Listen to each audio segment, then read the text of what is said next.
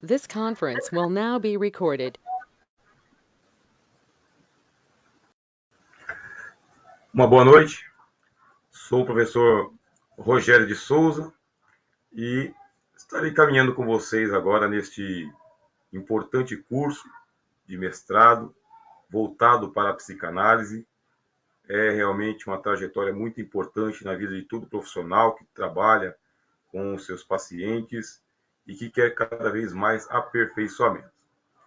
Cabe a mim falar deste mundo filosófico, como que os filósofos eles se relacionam com essa ciência, o que os filósofos já produziram antes, inclusive, do surgimento da psicanálise, e a nossa trajetória ela promete bastante. Eu estou compartilhando com vocês aqui os slides. Esses slides eles foram retirados de um artigo. Esse artigo escrito pela Jassanã Amoroso Dias Pastore, um material sucinto. Nós procuramos sempre enviar algum artigo que esteja disponibilizado para você poder ler ele online, baixar, fazer as suas próprias considerações, e fizemos o recorte. Eu fiz o recorte para poder ficar mais viável na hora que nós estivermos apresentando aqui. E o tema que vai ser abordado é Schopenhauer e Freud. Nós temos aqui o material. Esse aqui é o mesmo artigo, tá bem? Esse aqui é o mesmo artigo que eu imprimi para fazer os estudos. É o mesmo que disponibilizei para o nosso instituto, o Instituto Supera, e que também é enviado para vocês.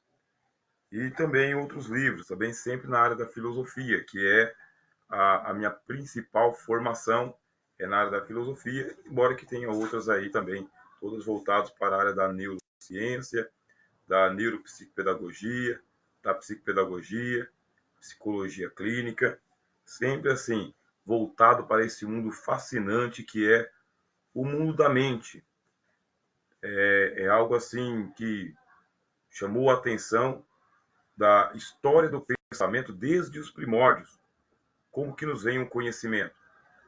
Como provar que esse conhecimento ele é verdadeiro ou que nós não estamos sendo enganados pela própria mente? O que acontece com as pessoas que elas demonstram aí um comportamento atípico, diferente da grande maioria? Estão possuídas por algum demônio, algum espírito, alguma entidade? O que está acontecendo? Quem pode resolver isso? Chama o pajé, chama o pastor, chama o padre, chama o mulá, o sheik, vamos fazer algum ritual. Daí nós temos o surgimento da psicologia, que é aquele tempo em que as ciências naturais estão tomando conta do mundo da Europa, né? Da Europa. As ciências naturais estão desmistificando o mundo, surgem os primeiros cientistas da neurologia, fazem suas primeiras teorias, fazem os seus primeiros experimentos. Existe aqui um livro muito interessante que eu posso estar indicando para vocês, um livro de fácil leitura, que é esse daqui, ó, A História Bizarra da Psicologia. Esse livro ele é muito interessante, trata da personagem que nós vamos falar hoje, Sigmund Freud. Vou até ler alguns tópicos para vocês aqui, ó. A ciência dos loucos. Fala que eu te escuto, no caso, Freud. Freud e Jung, de amigos a rivais. O legado de Freud. Maldito Reich. O outro lado da psicologia. Os experimentos mais loucos, com o perdão do trocadilho. MK Ultra, a teoria da conspiração da vida real. Transtornos e tratamentos modernos. É um livro da Raquel Sodré, um livro de fácil leitura. Bem, a história bizarra da psicologia. E nele você vai entrar por essa gênese da nossa ciência. O que acontece com a mente humana? Por que que nós não temos uma mente padronizada, um padrão universal?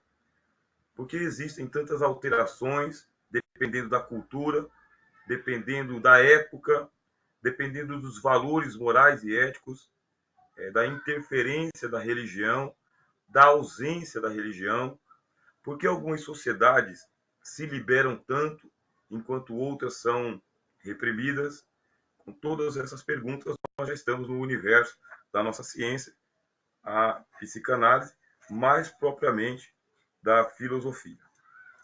Então, eu dou aqui uma boa noite a vocês. O chat vai permanecer aberto e acessível, e aos poucos a gente vai conversando também, para nós podermos ter aqui em torno de uns 90 minutos, que é a nossa programação desta aula, tá bem? Podemos até ultrapassar um pouquinho, mas é uma programação média de 1h30, 90 minutos. Qualquer pergunta que surgir, nós vamos conversando aqui através do chat. Se em algum momento vocês verem por bem ou abrir a câmera ou abrir o microfone, aí vocês podem levantar a mão e no momento oportuno nós vamos estar abrindo aqui a fala para vocês. Vamos caminhar agora juntos aqui com Schopenhauer e Freud. O estudo dos textos freudianos, a partir da perspectiva estabelecida pelos encontros e desencontros que Freud promove entre a psicanálise e a filosofia, em especial a schopenhaueriana, permite investigar as possíveis aproximações e os eventuais distanciamentos entre o pensamento do filósofo Arthur Schopenhauer e a psicanálise de Sigmund Freud. São dois campos de ação.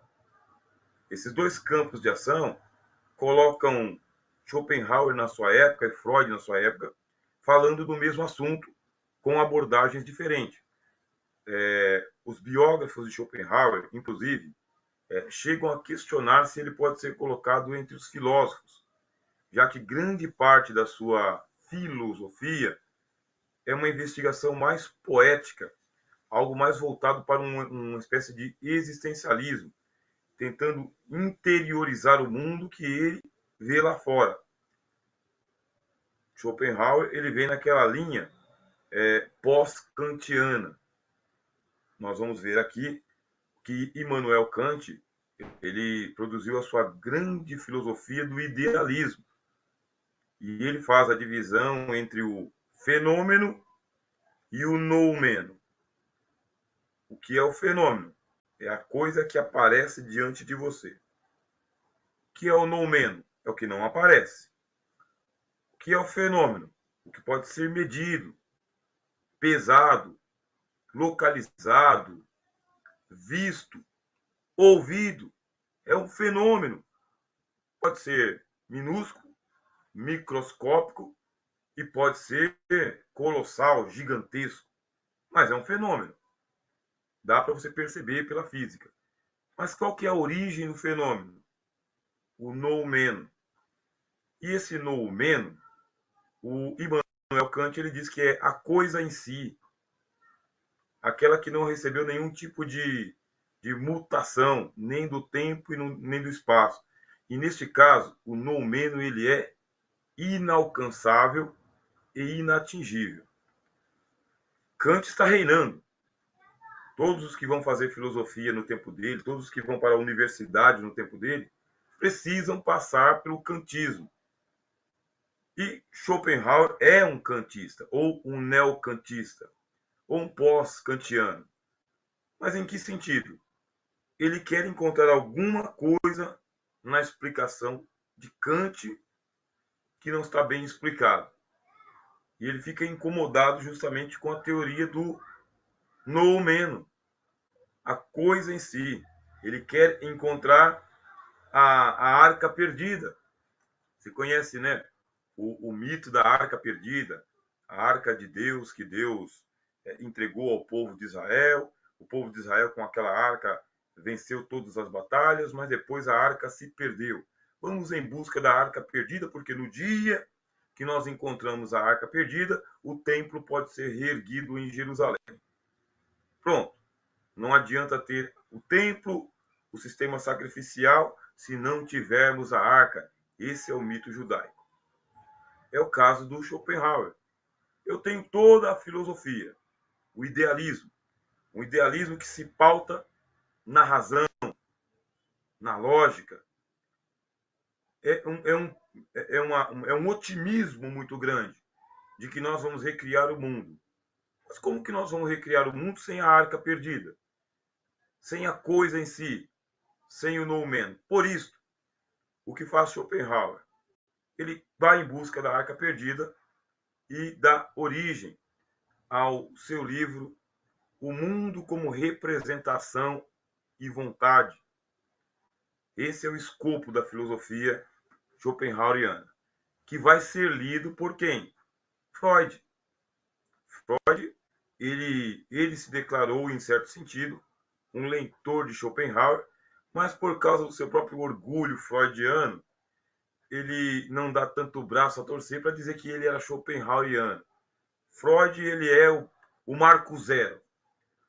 Você vê a busca, tanto da filosofia quanto da psicanálise, é encontrar o que os filósofos gregos procuravam. Na mitologia dos gregos, eles querem encontrar Arqué. A Arqué é o princípio, é o elemento X, é o marco zero da criação. Como que tudo começou? Se nós nos rememorarmos, voltarmos, se pudéssemos ter uma máquina do tempo, poderíamos ir até o marco zero e ver o surgimento do universo. Qual é a matéria-prima para o universo? Os mitos gregos dizem que a matéria ela é etérea. Da palavra etérea é que vem a palavra eterna. Primeiro, ela é etérea. É como se houvesse um elemento que eles não sabem qual que é o nome. Por isso eles dão o nome de éter. O éter, ele dá origem a todas as coisas. E o éter é eterno. A partir do éter é que surge caos. Aí o caos é a criação espontânea, é o surgimento espontâneo dos grandes titãs, dos colossos do universo. Urano, Gaia, Atlas, Hemera, Nix, os seres primordiais. Depois desses seres primordiais, vem a segunda geração, que é a geração dos deuses. Os deuses que enfrentam os titãs, vencem os titãs e os aprisionam no Tártaros. Tártaros também é um titã. Tártaros é o maior dos titãs, porque ele consegue ser a prisão dos titãs. E agora que o caos está sem os titãs, chegou a hora de colocar ordem no cosmos. Cosmos é o mundo. E o mundo tem que ser organizado em 3 andares. O de cima, o intermediário e o de baixo. O de cima eles chamam de Olimpo. O intermediário é o oceano, os mares, o abismo. E o de baixo é Hades, o submundo. O mundo organizado em 3 andares, existe uma estrutura lógica para isso. O mundo é colocado em ordem e vem a terceira geração com a criação dos homens. Aí nessa criação dos homens, o mundo fica entediante, existe um conflito, aí é gerado a híbris. Então a híbris é quando os homens são misturados com outras naturezas. Eles não são de uma natureza uniforme. Quer dizer, qual que é Harké de todas as coisas? Bom, é o éter que dá origem ao caos, que dá origem aos titãs, que dá origem aos deuses, que dá origem aos homens. E depois dos homens? Depois dos homens tudo se perde porque é híbris, é tudo misturado. Não tem mais uma identidade particular. Com esses mitos em mãos, escritos por Hesíodo, escritos por Homero, com esses mitos em mãos é que vão surgir os pré-socráticos, com a mesma pergunta. Arqué, qual é a origem? Aí surge Tales de Mileto, Anaxímenes, Anaximandro, Heráclito, Parmênides, a turma toda dizendo que existe um elemento primordial: a água, o ar, o fogo, o infinito, o indefinido. Tudo isso aí é a investigação. Qual que é a origem? Remontando ao que nós estamos falando aqui. Você vê que você está no tempo de Immanuel Kant e ele fala: a origem é inacessível. A origem é o noumeno. A origem é a coisa em si, do jeito que é. Por quê? Porque tem a coisa em si, o noumeno, e existe a coisa lançada no mundo. A coisa do jeito que aparece para nós. Essa coisa do jeito que aparece para nós já é o fenômeno. Puxa, já estou com a maçã pronta na minha mão. Da onde veio essa maçã? Vou abri-la. Corto. É massa pura. A maçã, ela é massa. Fibras. Opa, tem uma coisa dentro da maçã. É uma semente. Abro a semente, descasco a semente, corto a semente e chego à menor porção. E a menor porção da semente é idêntica à semente inteira. Mas eu não encontrei Harqué. Eu não encontrei a origem. Eu só estou com o fenômeno. Da onde veio a semente da maçã que, se plantada, brota e se torna uma macieira que só pode produzir maçãs e não pode produzir limões? Essa é a dúvida. Qual que é o fenômeno que incomoda Schopenhauer? O mundo. O mundo lá fora. Por que o mundo é do jeito que o mundo é? Por que o mundo não é de outro jeito? De outra forma? De outra maneira? Dá para mudar o mundo lá fora? Surge o livro O Mundo como Representação e Vontade. Existe uma tradução que coloca que o livro de Schopenhauer deve ser chamado O Mundo como Representação da Vontade. E existe uma outra linha que diz que tem que ser traduzido O Mundo como Representação e Vontade. Isso coloca Schopenhauer ao lado de Nietzsche, que vem depois, e os dois são chamados de filósofos da vontade. Voluntarismo. Por quê? Schopenhauer vai dizer que a coisa em si que o Kant chama de noumeno, que os gregos chamam de caos, a coisa em si é a vontade. E se é a vontade, já não estamos mais no mundo físico, já estamos pisando no mundo metafísico. Algo que atravessa a physis, a natureza. Algo que transcende a natureza, que avança para além da natureza. Por isso, a vontade é um fenômeno metafísico. Bom, se ele é metafísico, que sonda que eu voltei para chegar lá no mundo metafísico? Se fosse uma piscina, eu colocava um balão de oxigênio, uma máscara e bluf, mergulharia. Não é uma piscina. Fosse um oceano, entraria no submarino e iria em busca do Titanic. Não é físico. É metafísico.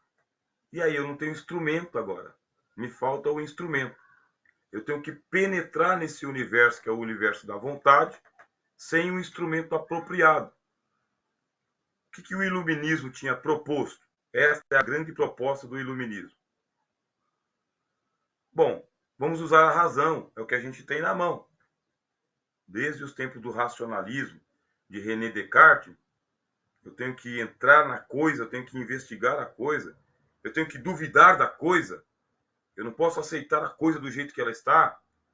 Então, desde o tempo de René Descartes, você tem o racionalismo, que evolui, vem junto com o humanismo, o antropocentrismo, e chega no iluminismo, ou ilustração, a era da razão, o único instrumento que eu tenho para penetrar na metafísica é a minha razão, é o meu submarino, é o meu balão de oxigênio.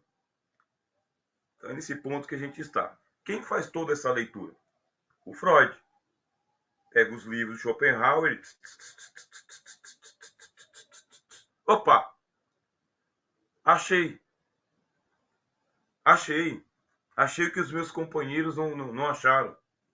É aqui. Nesse livro aqui, ó. Tá? Outro livro de leitura gostosa de fazer. Um livro bem diagramado. Um livro que você tem a sensação de que o conhecimento está entrando na sua cabeça. Ele fala também sobre esse tempo de Freud. Deixa eu achar aqui. Não, você vê, ele é bem expressivo, sabe? Ó, psicoterapia. O inconsciente determina o comportamento. Já estamos tendo aqui uma conversa entre um e outro. O inconsciente é a verdadeira realidade psíquica.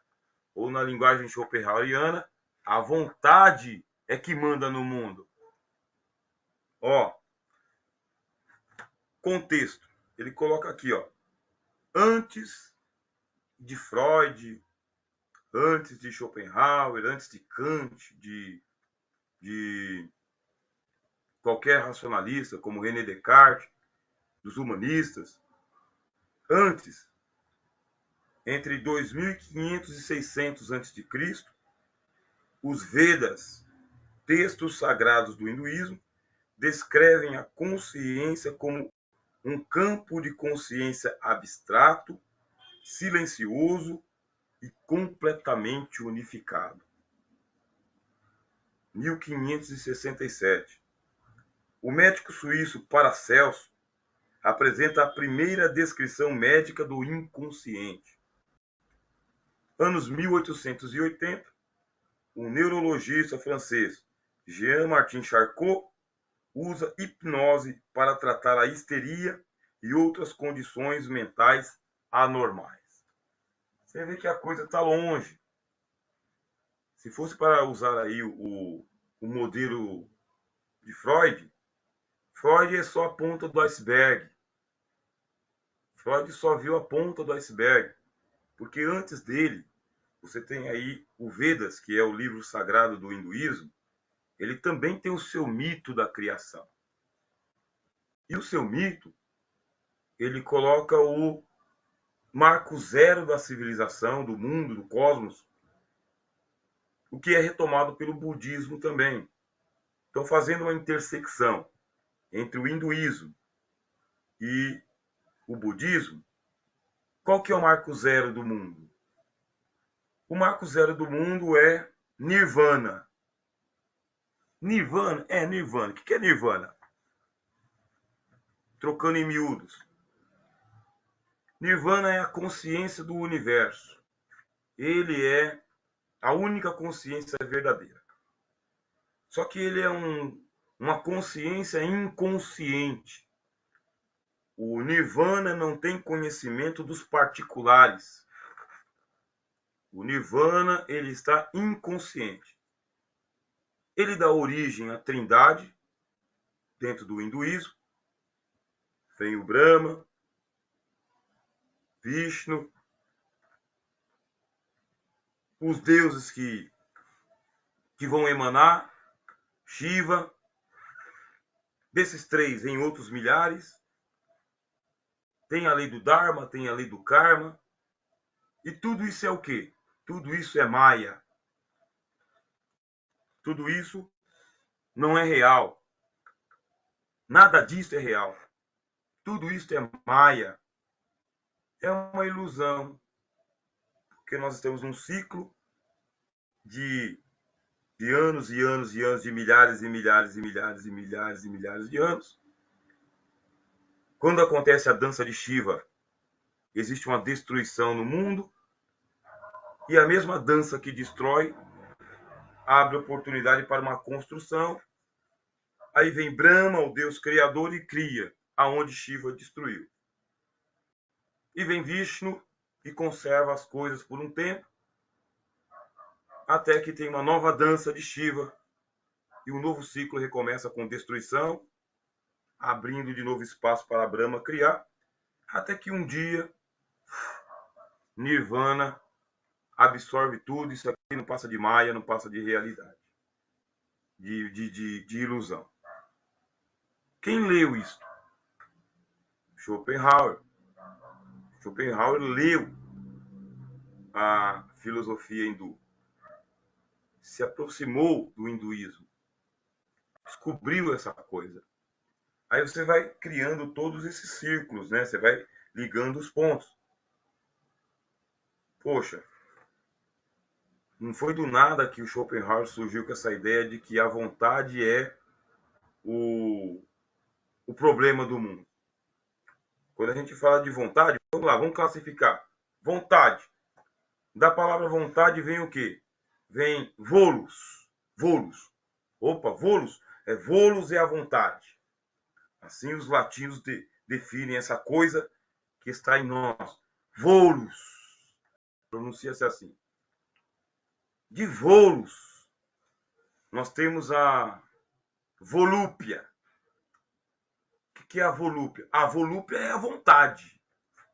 É a super vontade. É vontade mesmo. Essa é a volúpia. E da volúpia vem a voluptuosidade, que é o vulcão soltando larvas. Voluptuoso. Então você tem aqui também a palavra mais amena, né? Voluntário, voluntarismo, voluntariado. E você tem as palavras compostas. Força de vontade, má vontade, boa vontade, vontade fraca. Você tem as palavras compostas. Tudo aí está na gênese da coisa.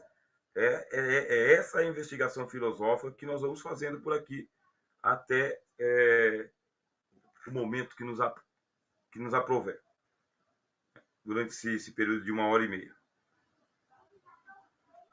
Bom, acredito que até aqui já avançamos bem, né? Já deu para a gente entender. Um é o campo da filosofia, o outro vai surgir o campo da psicanálise, do Sigmund Freud. Por quê? Tudo isso que o Schopenhauer teve o maior trabalhão para pesquisar, para descobrir, para escrever, para defender, só vai ser aproveitado lá por Freud. E por quê? No próprio tempo do Schopenhauer, o suprassumo não era contestar Kant e o positivismo da razão, sabe? O glamour da razão, do positivismo, do idealismo alemão. Isso aí é fora de moda, isso aí é impensável. Por isso que o Schopenhauer, durante o seu tempo de vida mesmo, demorou para ele ser reconhecido, foi ostracizado, posto dentro de uma ostra, né? E esquecido. Ninguém quer falar disso. Só vai ter repercussão anos e anos e muitos anos mais tarde. E esse que é o grande drama de cada um de nós, né? É um reconhecimento póstumo. Só as caveiras é que celebram isso, ou como diz Augusto dos Anjos, né? Ninguém assistiu ao enterro da tua última quimera, né? A não ser a ingratidão. Dificilmente você realmente consegue um reconhecimento que vale a pena em vida. Não é à toa também que o Nietzsche, que é outro filósofo voluntarista, ele escreve, né, dizendo que ele detesta os leitores, porque em um século de maus leitores, o próprio espírito terá cheiro de cadáver, porque os maus leitores não sabem ler o que Nietzsche escreve. Ou como diz o Kierkegaard, escrevo para mim, não para os outros. Eu me entendo. Se eu for escrever para você entender, você não vai valorizar. Nietzsche diz, porque o que eu escrevo com sangue. E quem valoriza o sangue alheio? Os maus leitores que não são. Então nós estamos aqui na gênese de todo esse pensamento voluntarista. Bem, deixa eu ver aqui o nome de quem está presente conosco. Veja aqui a Daniela, né? Daniele. Daniele. Bom, tá claro aí, Daniele? Tá pegando? Vamos lá. Pertinente aos afastamentos, é preciso demarcar que lidamos com campos e métodos distintos, o que leva a diferentes pontos de vista e a diferentes níveis de discurso, com as suas destinações específicas. Schopenhauer pretende desvendar a verdade cosmológica e existencial, ao passo que Freud se preocupa primordialmente com o mundo psíquico, a partir de sua clínica psicanalítica orientada para o tratamento de neuróticos. Freud não faz metafísica, como Schopenhauer, mas sim metapsicologia. O projeto de Schopenhauer é filosófico, é o mundo, né? Por isso, não é só um caso particular aqui ou acolá. Ele quer chegar àquela ideia da lei universal. A lei universal que o Kant havia dito. Immanuel Kant ele tem uma máxima, né? Que é chamado de imperativo categórico. E diz assim: age de tal forma que a máxima do teu comportamento possa se transformar em lei universal, lei para todos. É o imperativo categórico. Age de tal maneira que se alguém fizer o que você faz, no mundo inteiro, isso seja certo. E o mundo não seja destruído. Se você fizer alguma coisa e isso provocar a hecatombe do mundo, a destruição do seu mundo, do mundo do próximo, não é moral, não é ético, não é certo, não é bom. Age de tal forma que a máxima do teu comportamento se transforme em lei para todos, lei universal. É isso que o Schopenhauer quer. Ele quer encontrar algo que possa ser aplicado em qualquer lugar e que seja incontestável. Aí vai surgir a teoria da vontade. Lê o Vedas coloca ele em contato com o inconsciente, o Nirvana. Tudo isso aqui é maia, tudo isso aqui é ilusão. O mundo é mera representação. Representação do quê, Schopenhauer? É representação da vontade. Pô. Ah, como que é o seu mundo? O seu mundo é do jeito que você quer. Quando você está morando com a tua mãe, com o teu pai, quando você é criança, o mundo é do jeito que eles queriam. A cama que você dormia é a cama que eles compraram para você. O lençol que você utilizava é o que eles compraram para você. A sandalinha era que eles compraram para você. A comida que estava no prato é que eles compraram para você. É a vontade deles. Aí você diz, quando eu sair da casa dos meus pais, montarei a minha casa do meu jeito. Vou casar com quem eu quero. Vou morar onde eu quero. Vou desenvolver a profissão que eu quero. Ponto. Aí você tem a vontade. Volos. Vieram os impropérios da vida, né? Vieram aí as demandas da sociedade, vieram as idiosincrasias, as ideologias, as doutrinações, as forças políticas, as leis da natureza, deram contra a tua vontade, bateram na tua vontade. E aí? Você mora na casa que você quer? Mora com as pessoas que você quer? Está na profissão que você quer? Como que é isso? Ou não é nada? Deixa a vida te levar, a vida leva eu. Também é uma vontade. O fato de se abandonar ao curso da sorte, o que der, deu, o que não der, não deu, também é uma representação desta vontade, ou vontade forte, ou vontade fraca, ou má vontade, ou boa vontade, ou força de vontade. Tudo isso aí está reduzido ao volus. O Schopenhauer quer decifrar o cosmos, o mundo, a força que move o mundo, o que me leva para o Aristóteles. O Aristóteles ele tem também a sua filosofia cosmológica e ele chega à ideia do motor imóvel. Todas as coisas são movidas por um motor. Sem o motor, tudo permanece do jeito que é. Mas no mundo dos homens, no mundo das coisas, no mundo da física, nada fica do jeito que é. Tem alguma força que muda o estado da matéria. Tem alguma coisa que muda a natureza das coisas.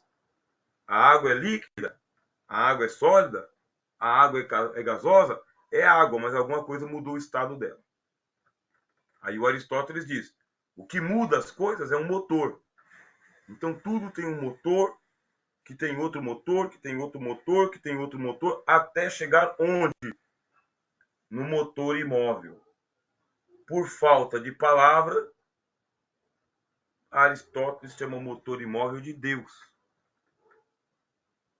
Theos, Deus. Deus é o único que move sem ser movido. Só um Deus pode mover todas as coisas sem ser movido. Opa, então o Aristóteles ele era um teólogo. Sim, ele era um teólogo. Nessa matéria ele era um teólogo. Era um teólogo, mas ele admitia que esse motor imóvel também não tem conhecimento dos particulares. Ele está fora. Ele só move as coisas, mas, consequentemente, tudo é movido, mas não existe uma relação afetiva entre esse Deus aristotélico, que é muito parecido com o Deus do hinduísmo, inconsciente, nirvana. Foge daquela ideia do Deus pessoal que interfere nas coisas. De novo, até o Aristóteles vai lá na arqué, na origem da coisa. E aí? Bom, para Freud, isso é demais, isso é muito. Isso foge do escopo da sua pesquisa, já que ele quer algo mais de laboratório, algo que ele possa tratar, originar, uma ciência que vá no âmago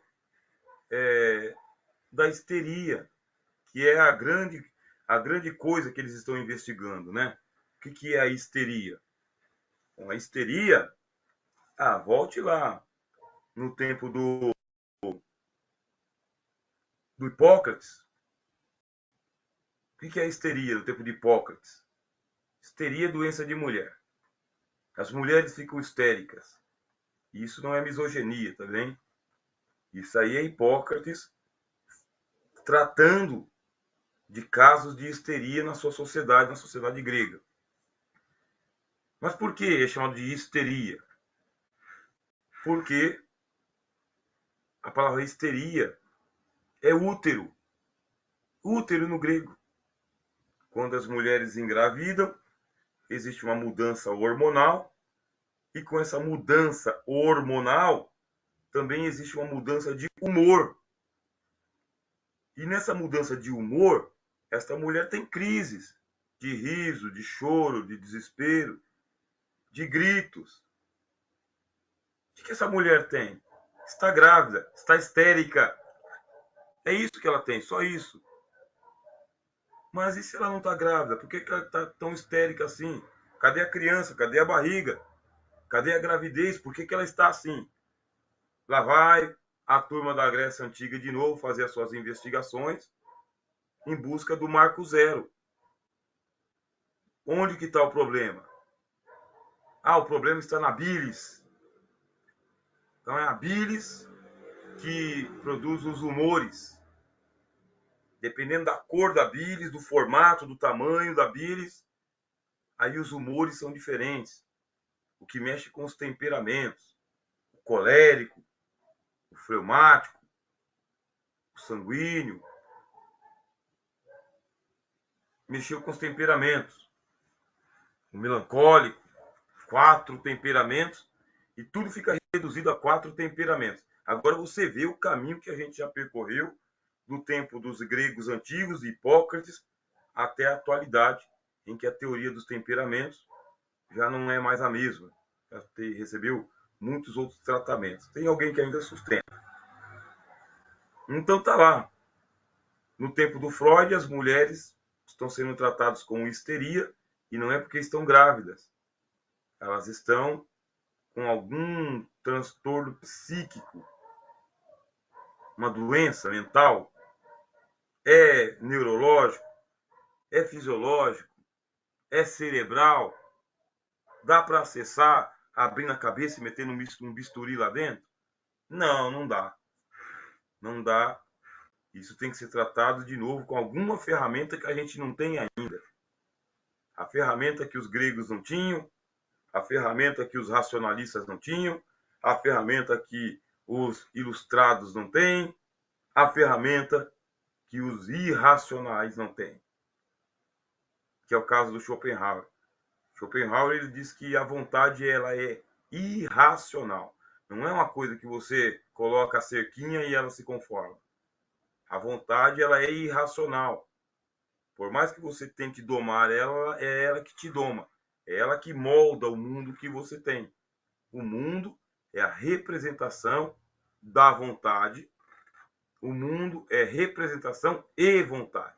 Se você pudesse pegar a vontade e colocar para o lado de fora, você materializaria ela e ela diria: ó, rosa, azul, amarelo, no teto, no chão, lá fora. Mas você não pode materializar essa vontade. Por isso, ela é irracional. E ela tem aí uma ambiguidade terrível, essa vontade. A ambiguidade dela é a seguinte: eu vou chegar, mas já vou adiantando. Tá? A ambiguidade é a seguinte: eu estou com uma vontade de tomar sorvete. De que sabor? Não sei, vou para a sorveteria. Só quero tomar um sorvete, não sei. Chega lá na sorveteria, para seu azar, tem sorvete de tudo quanto é sabor, textura, fragrância e densidade. Tem picolé, tem canudo, tem massa, para seu azar. E lá vai você, olha para tudo aquilo, delícia. Vou colocar caramelo, não, vou colocar morango. Ah, não, vou colocar aqui um pouquinho de pistache, eu gostei. Pistache no sorvete? É, você não coloca granola, ou você não coloca brigadeiro. É que você não desiste do seu sorvete e pede um milkshake, né? Milkshake. Não, não, uma banana split, pede uma banana split. Quer dizer que a vontade entrou em conflito com ela mesma. E nesse conflito da vontade com ela mesma, que você sabe que ela é irracional, você só quer o sorvete, filho. Se você conversar conscientemente, fala, eu tenho R$ 5, R$ 5 paga uma massa. Dá aí uma massinha aí. Pronto, canudinho, resolveu o problema. Mas não, você tem dinheiro, você vai lá na sorveteria, né? E você tem o inferno que é a sorveteria, né? Então você tem que escolher. Quando você não tem muita alternativa de escolha, é mais simples, né? Aí você vai lá e escolhe. Monta o sorvete que você quer. E vem, e sacia, delícia, né? Sobe pro cérebro, o cérebro gosta, ele entra em êxtase, hein? Coisa linda, sorvete, acabou. Assim que acaba, aí vem o tédio. Por que o tédio? Porque acabou? Não, porque a vontade se transformou em outra coisa. No momento em que você satisfaz a vontade, gera o tédio. Você não pode satisfazer ela. Porque se você satisfizer ela tão irracionalmente, ela vai dizer: não era isso que eu queria. Eu quero outra coisa. Não era isso. Não era sorvete que você queria? Não, não era. Porque se fosse sorvete eu estaria saciado. Mas não está. Pronto. Bagunçou de novo. Bagunçou o mundo. O mundo não é uma ordem, né? O mundo é um caos.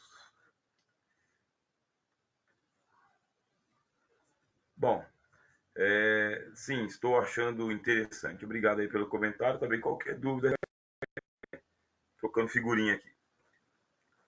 A proximidade entre essa filosofia de Schopenhauer e o surgimento da psicanálise com Freud se dá na medida em que ambos os autores se inscrevem numa linha de pensamento que leva em conta os impulsos inconscientes. É a ilha comum, é o lugar comum dos dois.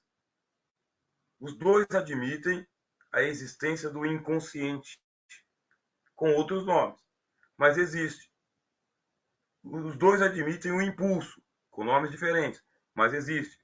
Então, esses impulsos inconscientes, na origem, na gênese, no começo da ação humana, tomar sorvete e a preponderância da sexualidade na psique e a força da corporeidade na constituição das representações. Aqui é que está o desafeto dos pós-freudianos, né?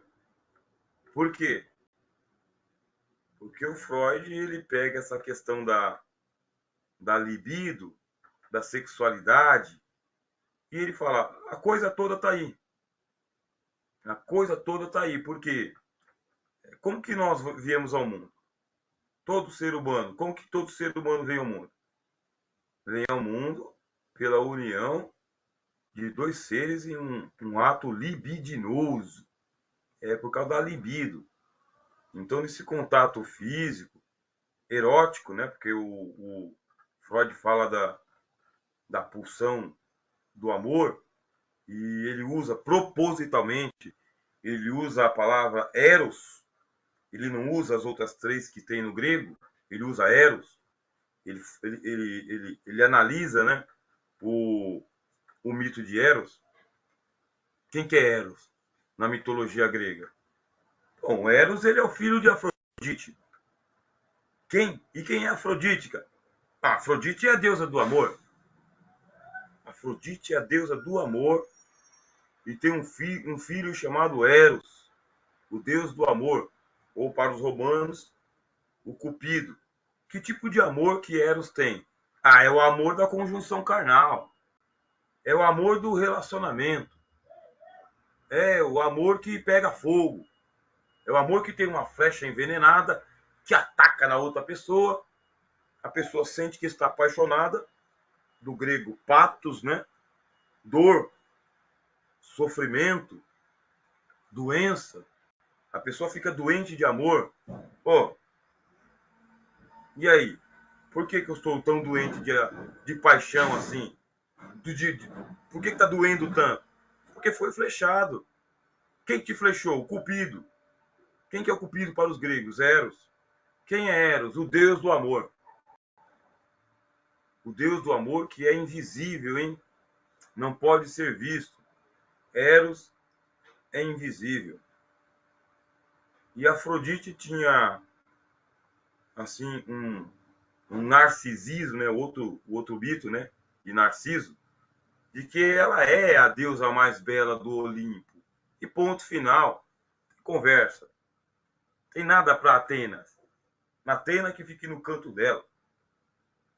Era que fique no canto dela. Por quê? Porque a deusa do amor é a deusa da beleza. É a Afrodite. Aí, numa aldeia qualquer, um pastor tem uma filha, e essa filha é uma criança belíssima, belíssima, belíssima. E o nome dessa criança é Psique. Ó, aqui está no nosso campo de investigação, né? Psique é Psique. O nome da criança é Psique, que nós traduzimos por alma, né? A nossa alma vem do latim ânima.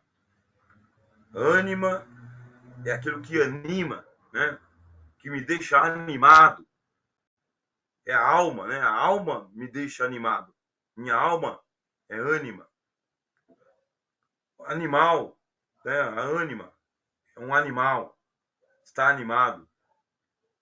Então é a nossa tradução. Para eles é psique. Então, psique é a menina mais bela que existe. Aí as pessoas vêm visitar, quando vem aquela criança no berço, não conseguem suportar a beleza, porque, de acordo com os escritos de Platão, a beleza é a maior virtude que existe.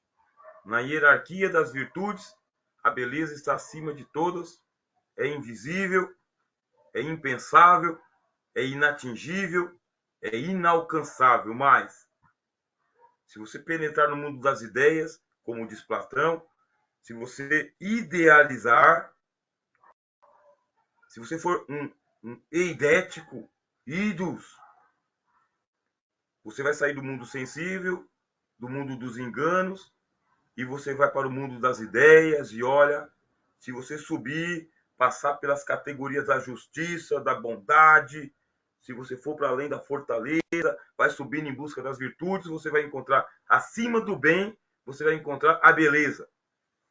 Encontrou a beleza? Ela é invisível, a beleza é invisível. Mas se você está enxergando a beleza, mesmo ela sendo invisível, ela vai te beatificar. A beleza tem o poder de beatificar você. O que é beatificar? Transformar você em alguma coisa perfeita, um ser perfeito, beato, beatificado, aquele que viu Deus, aquele que contemplou o invisível. Voltando, Psique é essa menina bela. E quando as pessoas vêm, visitam a Psique e veem que ela é a menina bela, comparam ela com Afrodite. Aí bateu a inveja. Bateu a inveja porque Afrodite ouviu a história de que estavam comparando uma mortal, Psique é mortal, né? A alma, né? A alma morre. A alma não é imortal, não é uma deusa. Psique é mais bela do que Afrodite. Muito mais bela. Cadê os meus súditos que não vêm aqui? Cadê os meus adoradores que estão abandonando o templo de Afrodite? Foram visitar Psique. Não dá outra. Psique vem, vê com os próprios. Afrodite vem, vê com os próprios olhos, vê aquela procissão em volta de Psique e amaldiçoa a menina. Amaldiçoa ela porque não quer que Psique seja feliz. A alma não pode ser feliz. A alma bela não pode ser feliz. Felicidade não é um direito dos homens. Os homens não têm direito à felicidade. No mito dos gregos, o homem foi criado para a diversão dos deuses e não para serem felizes.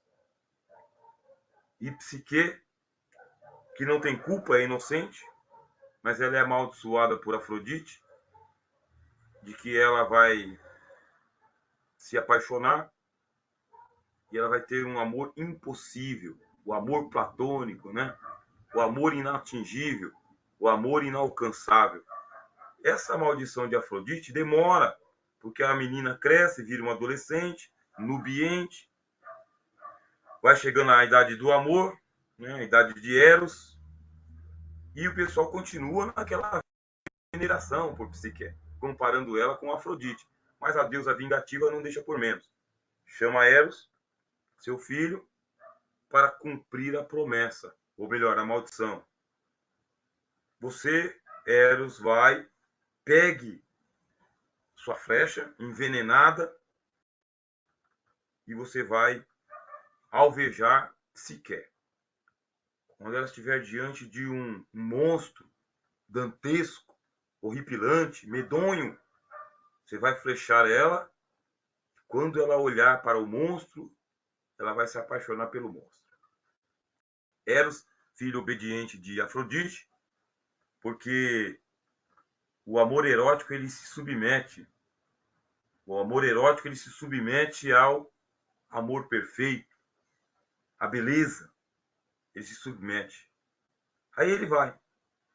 Quando ele chega, que ele vê Psique,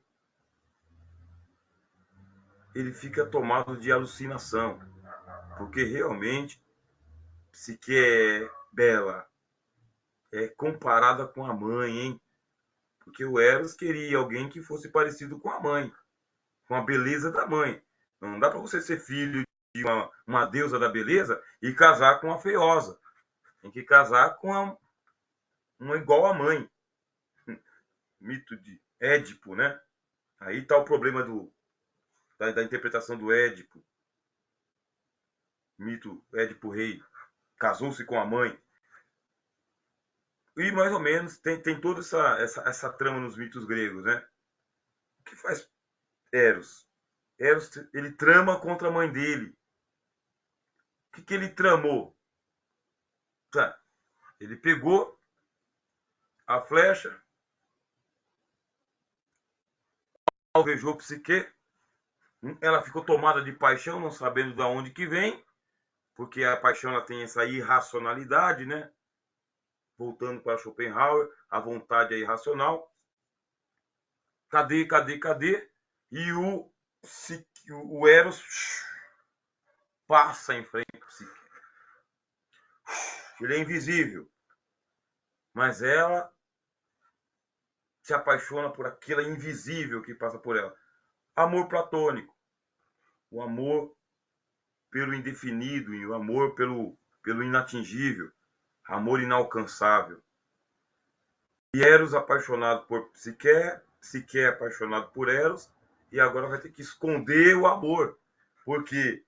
Porque Psique é a rival da mãe.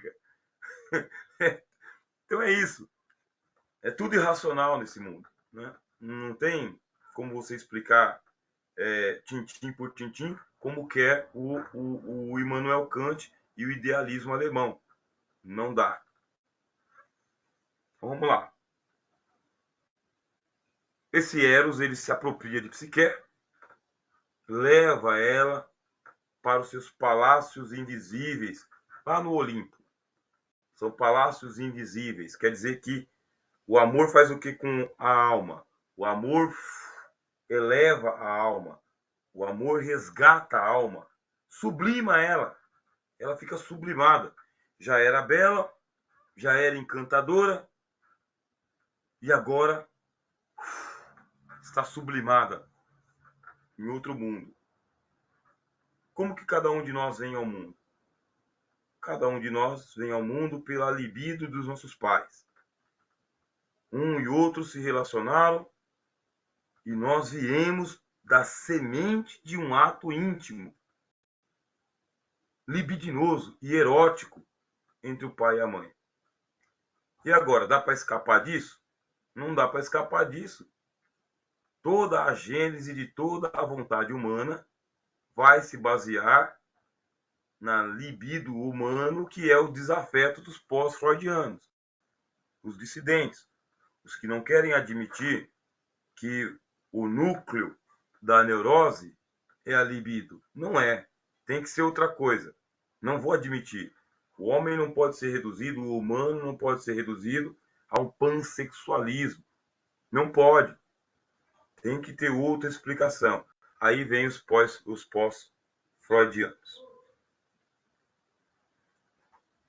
Então fala sobre a preponderância da sexualidade na psique e a força da corporeidade na constituição das representações. Por que corporeidade? Ué, a libido ela é metafísica. Assim como a vontade é metafísica. Você não consegue pegar a libido e levar para o laboratório, usar o microscópio e falar, que tal o tamanho dessa libido. Você não consegue fazer isso. Então ela é metafísica, igual à vontade. Aí ela precisa de uma representação. Como que vai se representar a libidinosidade do humano, do homem, do ser primordial? Como? Através da corporeidade. Qual que é a corporeidade da vontade? Tomar sorvete. Então, a vontade vai ganhar um corpo. Qual que é o corpo? Da massa. A massa do caramelo, do granulado. É uma corporeidade da vontade. E qual que é a corporeidade da libido? Ah, pronto. Aí é um oceano sem fim. Corporeidade da libido. Porque a libido ela vai... Não dá para você satisfazer a sua libidinosidade pelo erotismo o tempo todo. Você vai ter que canalizar isso para outra coisa. Aí é o seguinte, é como se o tempo todo o homem, a mulher, estivesse realizando o seu ato libidinoso através dos fetiches. Tem que ter um fetiche do lado de fora, um objeto externo que venha representar essa libido interna, uma corporeidade, que pode ser canalizado para a família, trabalho, a religião. O que mais? Construí um prédio, comprei um carro, chutei um cachorro. Alguma coisa está acontecendo. Tudo isso aí é representação da libido, que o Schopenhauer fala que é a representação da vontade. Renato Mezan considera que estes saberes não comportam uma redução recíproca e nada há de ameaçador quando uma dessas disciplinas se debruça sobre a outra, criando um jogo de perspectivas. Vamos estudar os dois? Vamos ver o que o filósofo tem a dizer junto com o Freud? No mínimo, é enriquecedor. Ou seja, a psicanálise e a filosofia são dois âmbitos distintos de abordagem da psique. Porém, uma vez mantidas as diferenças, podemos lançar uma luz sobre a psicanálise a partir da filosofia ou da própria história da filosofia. É esse livrinho que eu tenho aqui, é da Globo Livros, né? Tá aqui. Eu pego esses dois livrinhos aqui e pelo menos eu tenho a história da psicologia e a história da filosofia em linhas gerais e vou criando, né, o meu repertório, vou vendo o que tem pela frente. Então, a filosofia tem a sua história, a psicologia tem a sua história. Em meio à transição do século XIX, marcado pelo otimismo teórico do racionalismo e do primado da consciência para o século XX, caracterizado pela crise da razão, Freud funda a psicanálise, uma nova ciência sobre a alma humana que tem como fundamentos os inconscientes e as pulsões. Pronto. Chegamos na gênese da coisa de novo. Só que ele vai usar o seu repertório, né? Vai criar neologismo, né? Isso é possível. Quando você estuda um pouco da biografia de Freud, como ele vem daquele círculo do judaísmo, aquele judaísmo com 613 preceitos que o judeu de sinagoga tem que guardar. Olha, não é fácil não, hein? O que deve ter tido de recalque, o que tem de recalque, o que tem de repressão. Por quê? Porque Hashem, o Eterno, nos deu a Torá oral, nós temos a nossa Mishnah, nós temos o nosso Talmud, nós temos a nossa Kabbalah, temos a nossa sinagoga, nosso rabino, temos a nossa Tanakh. Então, nós somos um povo eleito. E como povo eleito, nós não podemos nos misturar com os goíns. Nós temos uma moral judaica, uma ética para com Deus. E dos 10 mandamentos, nós temos 613 mitzvot, preceitos, para tudo. Da hora que eu acordo, à hora que eu durmo. Para tudo tem mandamento. Para tudo. Quebrou o mitzvot. Não cumpriu o mitzvot. Opa! Esqueceu um nó no filactério. Esqueceu o chale. Seu quipá tá torto. Então você vai pensando, né? Tem que recalcar muito palavrão. Não dá para xingar, né? Muito comportamento você tem que segurar, tem que introjetar essa coisa. Para onde que vai toda essa energia, essa pulsão?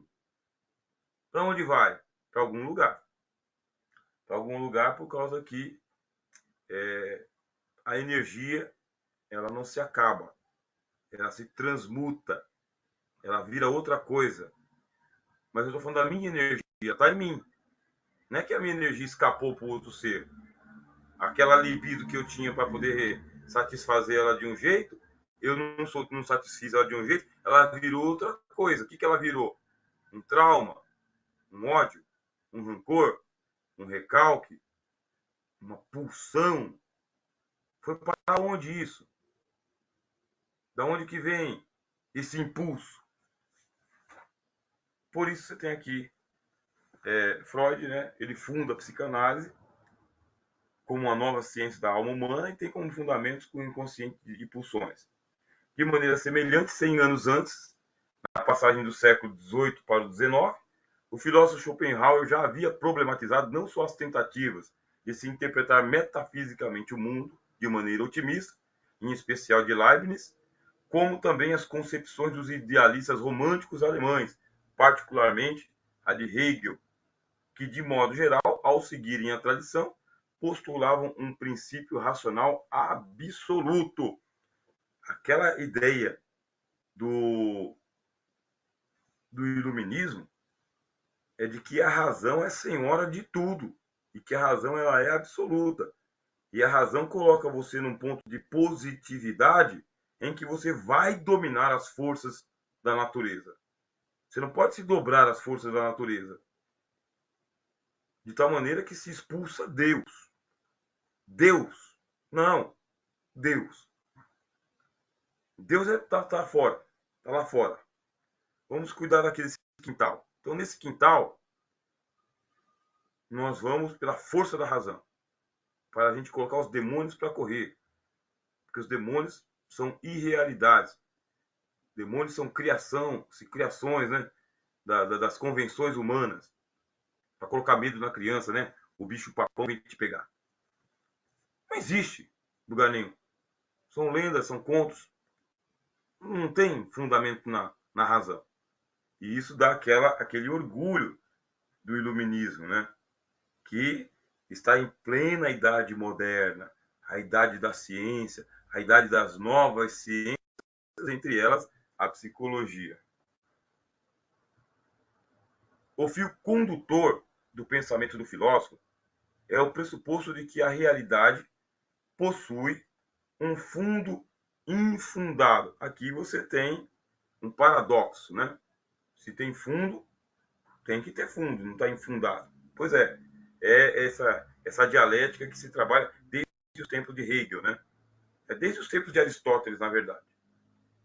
Um fundo infundado, que é essencialmente uma fúria implacável, intratável, incontrolável, que se apraz em atrair a nossa própria destruição, em devorar tudo e todos sem nenhuma racionalidade. Até mesmo a beleza está assentada sobre essa estrutura feroz. O que é a razão? Aliás, o que é a vontade? A vontade é essa pulsão que eu tenho que destrói tudo. Se você satisfizer a sua vontade, qual que é ela? Ah, minha vontade é boa. Sua vontade é boa por quê? Porque sua vontade é boa. Você racionalizou ela. Acabou de racionalizar a vontade. Boa, você colocou um adjetivo. A vontade é boa, a vontade é má.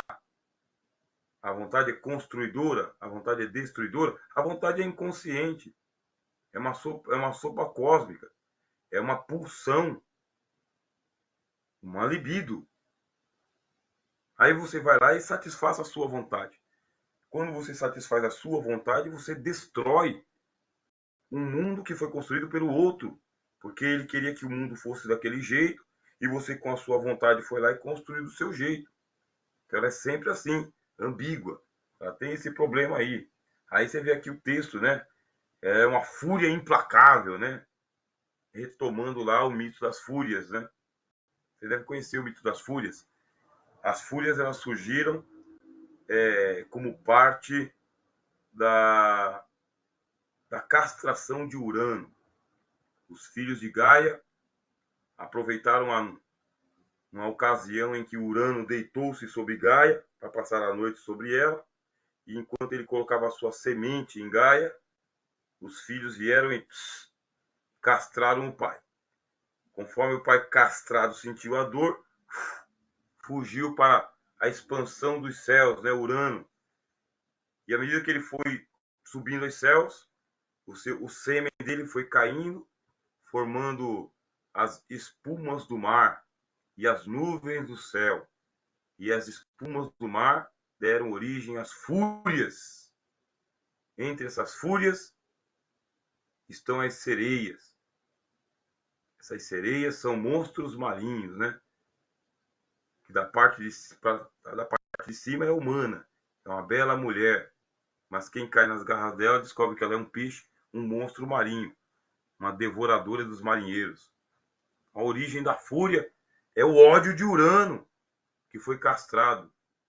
É a fúria de Urano, o céu que nunca mais pode voltar para a Terra. De novo, a gente está na Gênese, né? Da onde vem essa fúria? De um ato covarde. Um ato covarde dos filhos. Mas por que foram covardes? Para libertar a mãe da opressão do Urano, o macho, né? Porque Gaia é a fêmea, Urano é o macho. Gaia é a fêmea e Hemera é o macho. Hemera é o dia. Aí, quando vem chegando, quando um macho vai embora, né? Que é o Urano, vai embora, chega o outro macho. O outro macho é o Hemera, o dia. E Nix é a noite. Noite é a fêmea. Durante a noite, o Urano está deitado sobre Gaia. E Nix é a cúmplice, né? É a cúmplice de Urano. Aí quando chega o dia, Hemera, ele vem chegando, Urano vai embora, e com Urano ele vai embora e ele leva Nix com ele, porque o céu ele é noturno, o céu ele é escuro, e Hemera é o dia, o macho. E fica assim, né? Quando o macho vem, o outro vai, quando o outro vai, o outro vem. E sempre assim. Pronto. 9h14. Então, prosseguindo, né, no nosso compromisso aqui, mas como você vê, é material, né? É material bastante para a gente poder chegar aqui no elo entre o Schopenhauer e Freud. Até mesmo a beleza está assentada sobre essa estrutura feroz.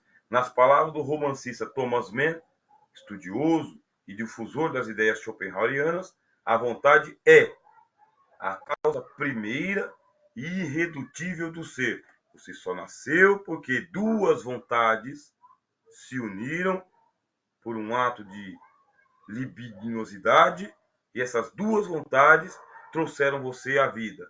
Se não, não. Se um estava com vontade e a outra pessoa não estava com vontade, ainda assim é vontade.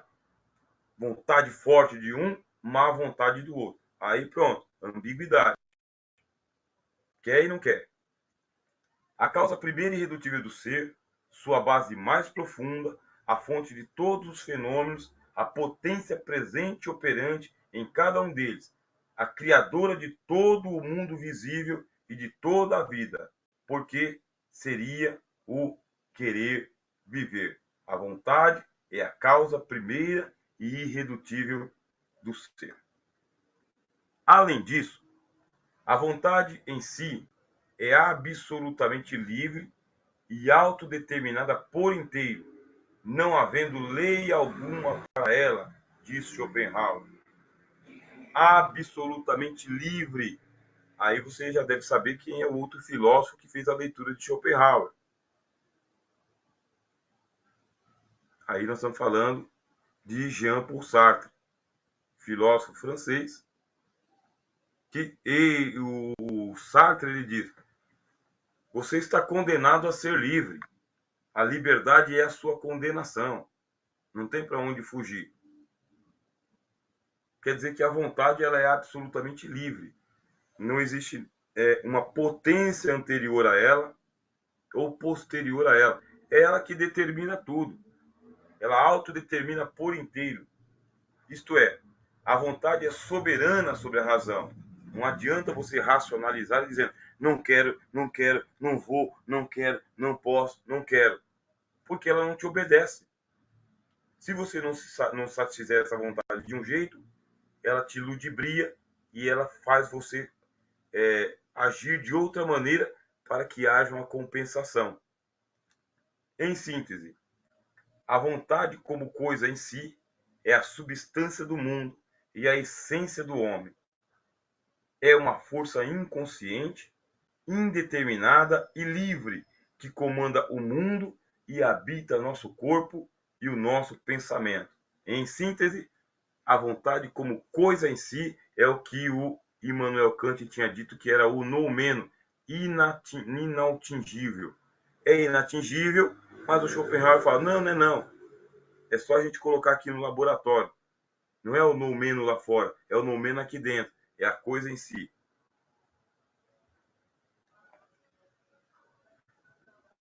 Dessa forma, Schopenhauer se afasta dos idealistas alemães, rompe, né, de sua época, Hegel, Fichte, Schelling, que apostavam na fé inabalável da razão, pois ele defende a subordinação da razão à intuição e, sobretudo, da representação à vontade, sendo antes mesmo de Nietzsche o primeiro a denunciar a metafísica pela prioridade que ela atribui à razão.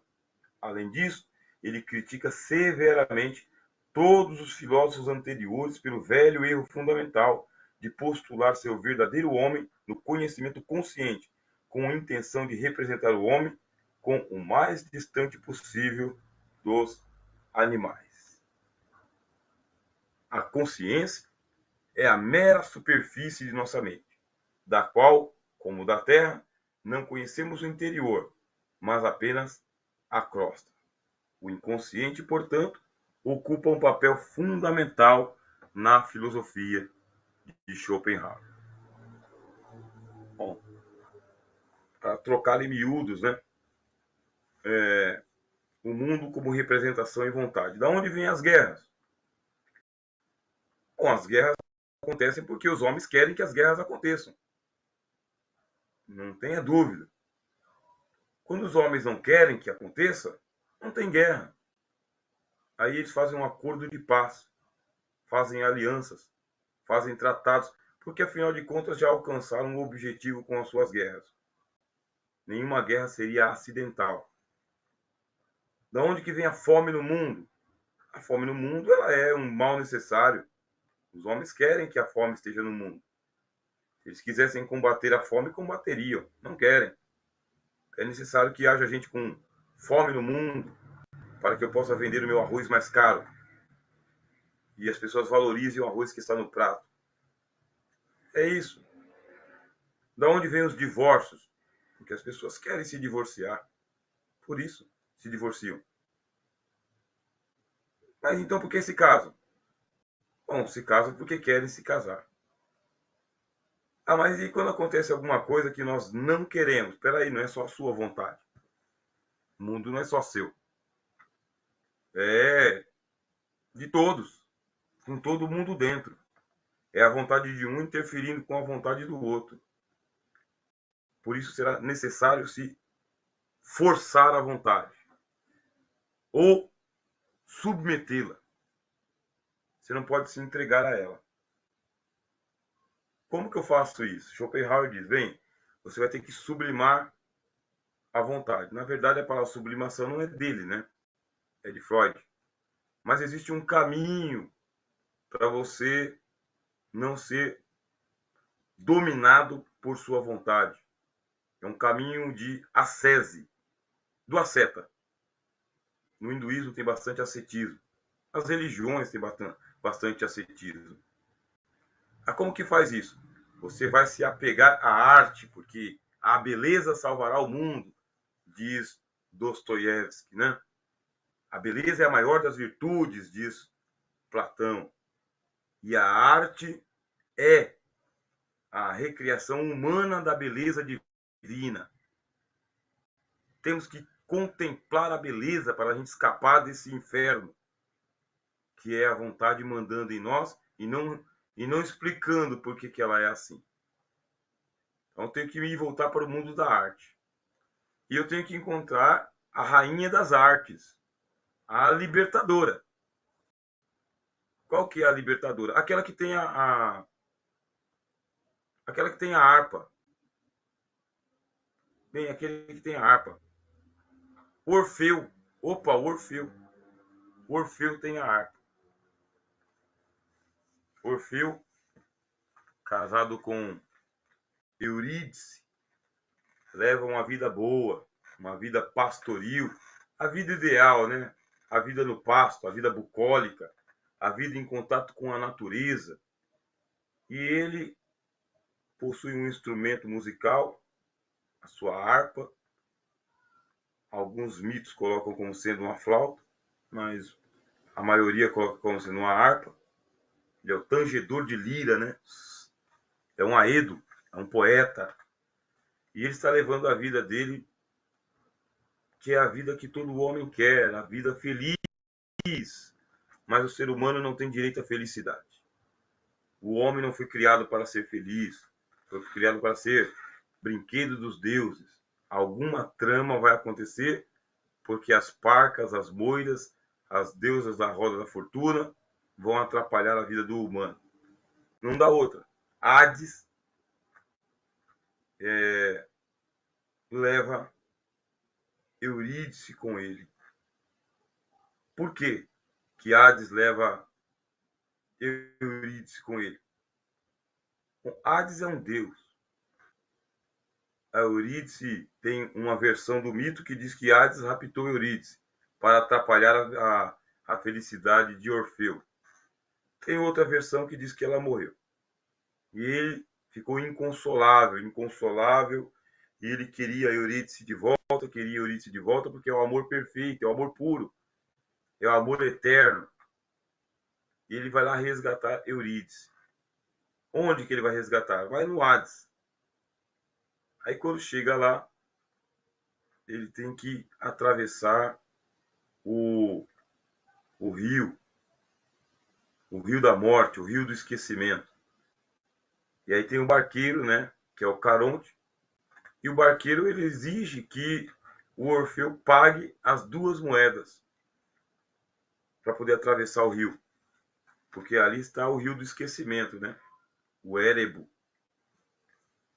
Aí o Orfeu fala, moeda eu não tenho, mas eu vou tocar a minha lira. E ele toca a lira e ele comove o Caronte. E o Caronte dá carona para ele, ó. Caronte, carona. Atravessa o rio do esquecimento. Chegando lá, nas portas do Hades, um mundo sombrio, um mundo sem luz, sem alegria, só almas de mortos. Aí Cérbero, o cão de 3 cabeças, o Cérbero avança sobre o Orfeu. O que ele faz? Toca a lira. Tocou a lira, acalmou a fera, chegou no Hades. Chegou no Hades, aquele deus frio, que perdeu a aposta para os irmãos, né? Ficou com o mundo dos mortos.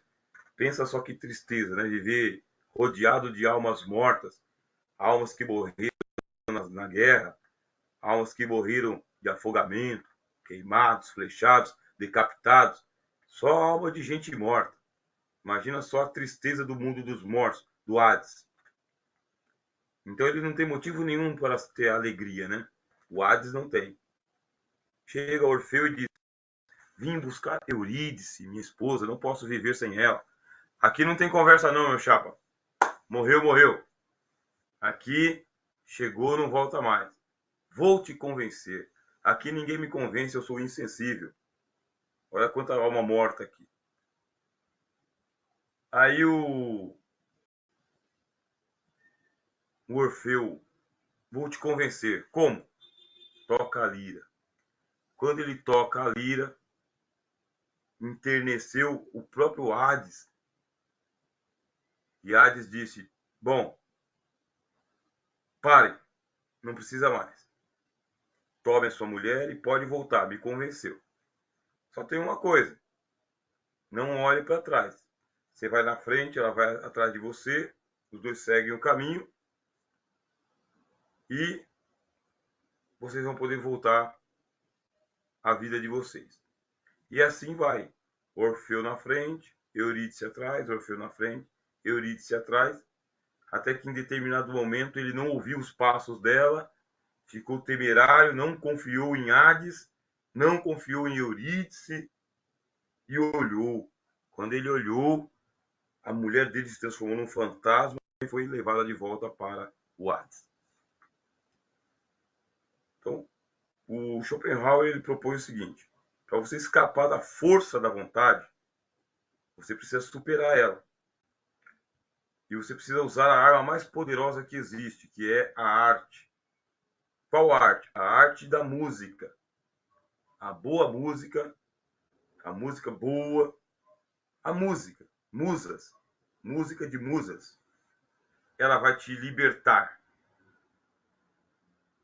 Se você entrar por esse caminho, tocar a lira, seja qual for o seu trauma, sua tristeza, sua prisão, a música vai te ajudar a vencer a sua vontade. Bom, essa é a síntese também do que nós temos aqui com o artigo que eu enviei a vocês do Instituto. Você vai conseguir fazer um aprofundamento muito maior nessa história e vai encontrar, inclusive, aí os elos que ligam tanto o Schopenhauer quanto o Freud. Bem, espero ter dado aí um acréscimo à sua formação, uma satisfação fazer parte do Instituto Supera e deste curso de mestrado para vocês. Professor Rogério de Souza, dou aqui uma boa noite a vocês.